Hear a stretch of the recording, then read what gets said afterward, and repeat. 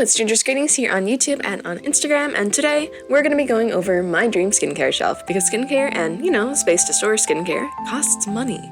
And drawing this incredibly self-indulgent piece of art made me feel emotions. I'm going to be posting a short about this soon, so if you hear from that, thank you for stopping by. I'll have the ludicrous cost for all of this around the end of the video, but for now, we're going to be going over each of these picks one by one. Each of the moisturizers are organized by what kind of product is on them. The top shelf is full of moisturizers and treatments, the next shelf is full of sunscreen, and the one after that is cleansers. And the last shelf is dedicated mostly to body products. There's a couple of places where I shoved in stuff where it doesn't belong, but to be honest, that's how I would do it in real life, so at least I'm being true to form. On our first stop, we have Boyoma's Moisturizing Rich Cream, retailing at $15.99. A fun fact about this one is that Boyoma as a brand came out around the time my girlfriend and I's first anniversary, and when I saw it, I immediately knew it would be perfect. On top of having introduced them to the world of skincare, they're a graphic designer. And just about any time we're at the store, they like to point out products with fun branding choices. I bought the cleanser, their gel cream, and this moisturizer, which the two of us both agreed we really like. However, the packaging for this product sucks. The product is too thick for the pump to work properly, and because of the design, it's impossible to cut open or scoop out the product. So in this perfect skincare world, I imagine they found a way to fix the problem, unless they already did and I just never got the memo. The next stop on our shelf is Youth to the People's Adaptogen Deep Moisture Cream, coming in at a whopping $58. The fact that this is on here is probably a dead giveaway that Hiram was my gateway into the world of skincare, and with him singing its praises despite the price tag, it left me curious. I got this as a bigger Christmas gift for my family, and while it wasn't world-changing, I have to admit it's a nice experience. I would never buy this for myself. But, if I ever made friends with someone who turned out to be a millionaire and they wanted to fund a bougie skincare routine for me, I wouldn't say no. Bondi Sands Daydream and Sweet Dreams Moisturizer, which are $15.99 and $17.99 respectively, are surprisingly nice considering you can find them on sale fairly often. Daydream is a whipped moisturizer that sets very nicely without being drying, and Sweet Dreams makes for a nice nighttime moisturizer without being too heavy. I wouldn't say they're groundbreaking, but I received them as a gift from my girlfriend, so they have sentimental value. Also, the packaging is really cute. I love the pastel-y colors. The last three fall into a treatment and extras category, the first being the Versed Overnight Facial Peel at $9.99. This exfoliant uses lactic and glycolic acids, and it's probably my favorite exfoliant to use. I find that most exfoliants are a little on the drying side, which as somebody who already has dry skin, is irritating. But this product feels moisturizing, it isn't irritating, and it doesn't have any smell to it. Aside from the fact that the packaging is really small, I like it and use it regularly. I think a lot of us know about Laneige's Cream Skin Toner. I hadn't tried it until recently, but it's hydrating, it gives you that soft skin touch feel that I think a lot of people look for in luxury products, at a still pricey but more reasonable $33 for 5 ounces. I personally enjoy this because I like to use it as a first step under my hyaluronic acid during the day and under my retinol at night. I definitely don't think it's necessary, but this is my dream shelf, so anything I enjoy is going up here. And to round off this first shelf, I'm going to say that Biosance's Squalane and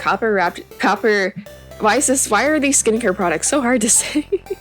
Biosance's Squalane and Copper Peptide Rapid Plumping Serum is going to be on here at an unfortunate cost of $38. Hi, Tenna babies. Stop scratching the bed. My cat is scratching the bed. Oh. Okay, skincare. At one point, my girlfriend and I got a bunch of samples for different kinds of hyaluronic acid serums, and this one was my favorite of the bunch. It feels nice on the skin, it's fun and blue, it works well, it's fun and blue, and it's fun and blue. Unfortunately, in the real flesh life, I cannot get past the fact that this is almost $70 for one product. I find that a lot of Biosance's products are a hit or a miss, and while this one was a hit, I don't think I will ever make enough money to be able to validate such an expensive product. But if I don't have to worry about money, like this scenario with my dream shelf, hell yeah, this is going on here. Alright, let's take a step down and move on to what's probably my favorite section, the sunscreens. We're starting with 2 sunscreens from Kinship, their Self-Reflect SPF 30 and the Self-Reflect Sport SPF 60 at $46.30 respectively. Assuming you're getting the large size of the SPF 30. If there's a large version, I'm getting the large version, please and thank you. I really like this SPF 30. While it does dry tacky to the touch, the finish is absolutely beautiful. And as an extremely pale person, the tint blends into my skin very smoothly. As for the SPF 60, I know that one is a little disputed. I've seen it described as buttery, and when I tried it for the first time, I thought that was the perfect way to describe smothering grease across my face that would never settle down. My cat is being so active right now. She likes to cuddle in the morning. Aww, I think that's probably why I got up a little early and she didn't wake up in time to get a chance to snuggle in bed with me, so. Can you hear her? Oh, she rubbed up against the mic. I really hope y'all could hear that. Okay, where was I in the script? I don't know where I was in the script. But it is surprisingly sheer for such a high SPF rating on a mineral sunscreen, and after giving it a second chance, I decided it was going on this list. I'll be honest, when I'm spending a lazy day inside, and I know I'm probably not going to reapply my sunscreen properly, I like to reach for a high SPF. Also, they both smell like vanilla. My other go-to sunscreen is MD Solar Sciences Mineral Cream SPF 50 for $42. It advertises itself as cashmere on the skin, and honestly, when my girlfriend and I first tried it, I thought it was magic. At this point, I've realized it's not quite as nice when you actually apply it generously, or on more than one reapplication, but it's by far the nicest mineral sunscreen I have ever tried. I say mineral because I really like Supergoop's Unseen and Glow Stick sunscreens. Yeah, I have Unseen on the Glow Stick in my drawing, probably because I associate them with one another. My mistake. Those should retail at $48 and $26, by the way, respectively. By the way, I drew this before getting around to writing the script, and since then Trader Joe's has come back out with their Unseen dupe that I didn't get to try last year. And honestly, I actually think it's a better product, at $9 no less. If it weren't for the fact that I can't get chemical sunscreens anywhere near my eyes without them burning to hell and back, I would probably just wear this every day. I literally wouldn't need anything else. And for the final product making its home on shelf 2, we have CeraVe's Healing Ointment for $11.49. For the 3-ounce on Amazon. I could already hear it. Why is this with the sunscreens? Wouldn't this make more sense with the moisturizers or the treatments? Maybe. But that shelf was full and the second shelf had space. You're not going to tell me that you don't have that one mug that goes with the bowls because it's too big to fit with the other mugs, or the tape that you put on the bookshelf because you always seem to need it, but if you put it anywhere else, it'll get lost or buried or borrowed. The ointment is going on this part of the shelf because I like it there, and whatever makes me happy goes. I like to use this for slugging, especially when my skin is dry or just having an ultra bad time. I got Cetaphil's SPF 30 on a whim because it was cheap at the store and I needed something to hold me over until I could get something nicer. I've gotten the most awful rash. After a week of suffering, I tried slugging for a few days and the relief was real. We are at shelf 3, baby! Oh, okay, how do people say the word baby without feeling, like, really awkward? Like, it sounds normal when other people say it, but when I say it, I sound like a cringy middle schooler. Is it the fact that I say baby? Babe, I don't know. Just, someone tell me in the comments what I'm doing wrong, please, and thank you.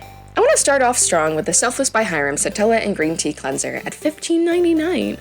I'm gonna reiterate, I'm a big fan of Hyram, and while I didn't buy his whole line when it came out, I did really want to try the retinol and the cleanser.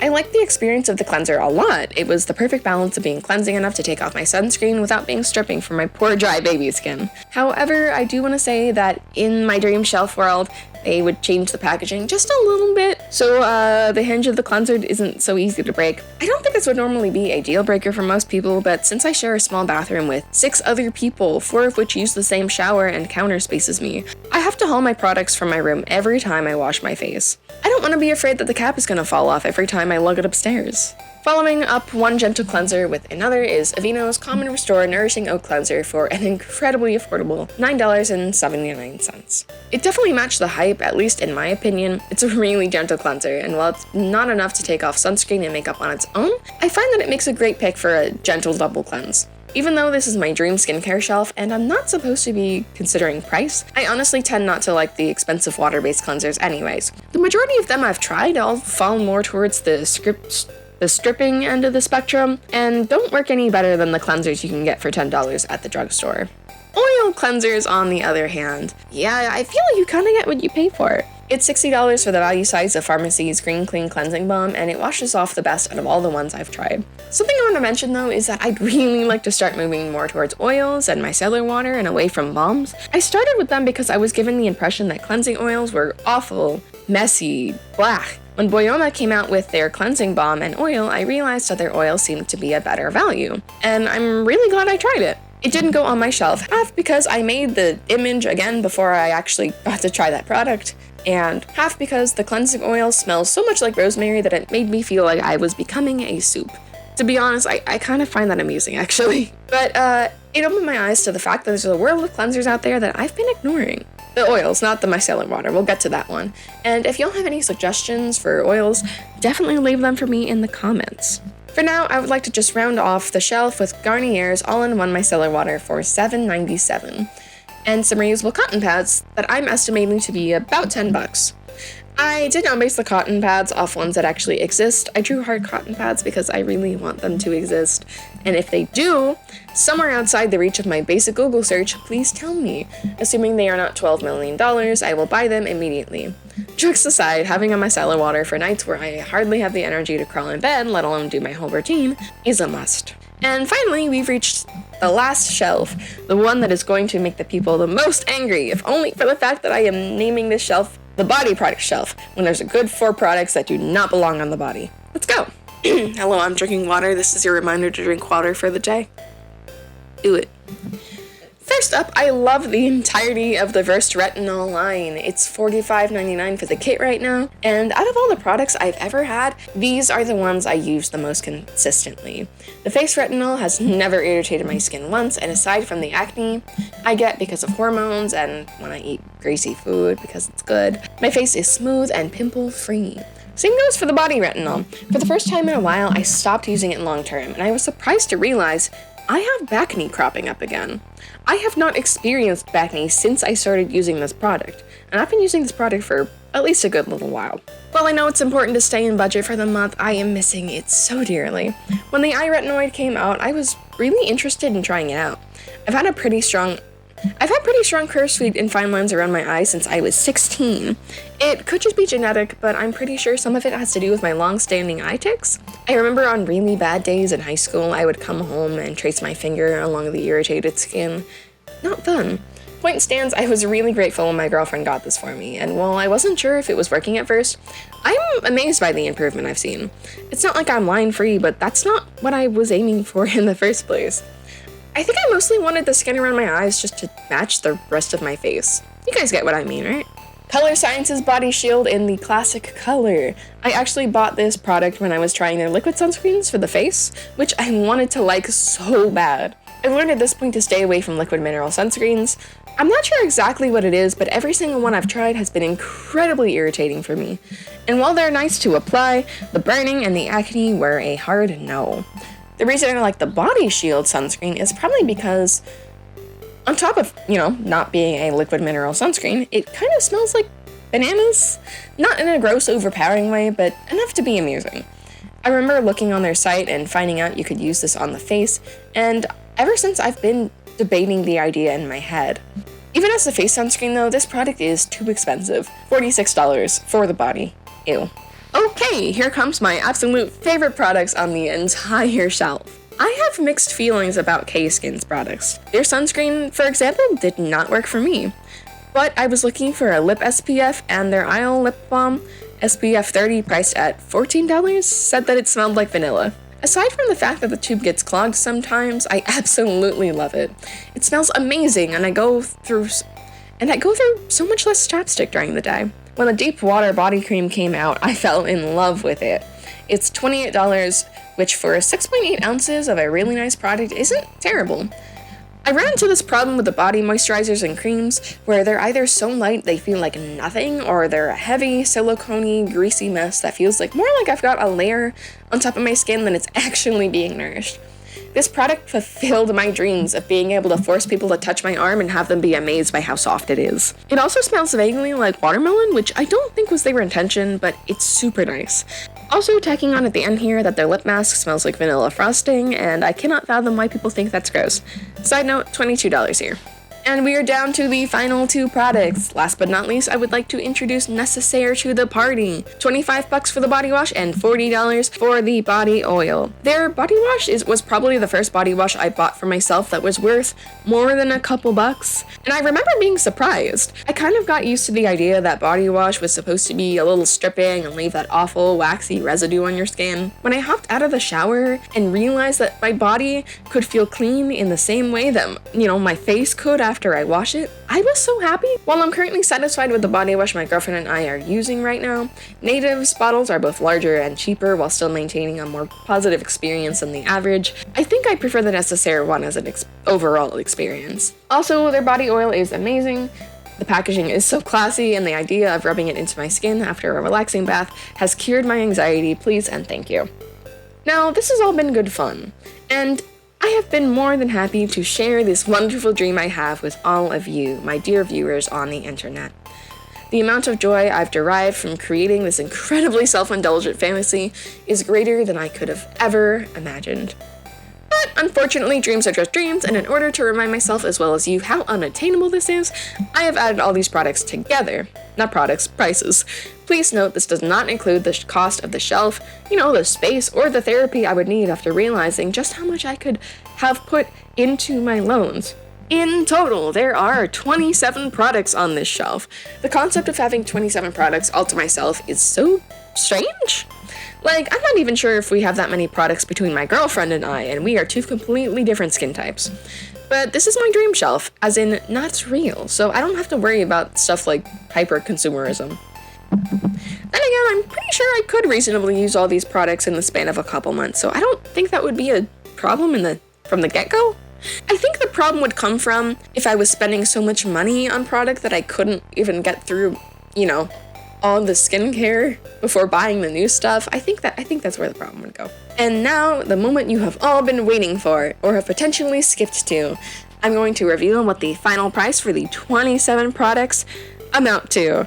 And that is, drumroll please, $748.19. That's 3/4 of the way to $1,000. 3 months worth of food. Probably a year's worth if I was on my own.